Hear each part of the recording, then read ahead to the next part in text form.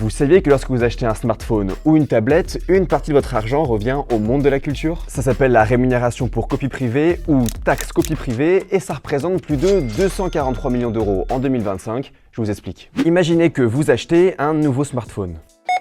Au moment de payer, votre argent revient bien sûr aux revendeurs, aux fournisseurs ou à la logistique, mais une petite partie va aussi aux ayants droit de la culture via cette taxe copie privée. Les ayants droit, ce sont les réalisateurs, les écrivains, les chanteurs et les producteurs, bref, tous ceux qui créent des œuvres protégées par le droit d'auteur. Selon eux, dès qu'on achète un téléphone ou une tablette, on s'en sert aussi pour copier des fichiers de films, de musique ou d'autres œuvres protégées. Et ça leur fait perdre une partie de leurs revenus. La taxe copie privée est donc là pour compenser ce manque à gagner supposé. Pour un smartphone ou une tablette avec un stockage de plus de 64 Go, comptez une redevance de 14 €. C'est d'ailleurs nos téléphones qui rapportent le plus avec 70% des recettes, suivis loin derrière par les tablettes tactiles. Et en plus des appareils physiques, on trouve aussi les abonnements aux solutions d'enregistrement en ligne comme Molotov. La taxe copie privée a été inventée en 1985. Elle a explosé avec l'arrivée des CD-ROM et des DVD qui ont largement facilité la copie de films ou de musique. Mais aujourd'hui, ces supports ne représentent presque plus rien dans les recettes. Évidemment, cette redevance, elle divise. D'un côté, les industriels réclament des barèmes de taxation beaucoup plus bas.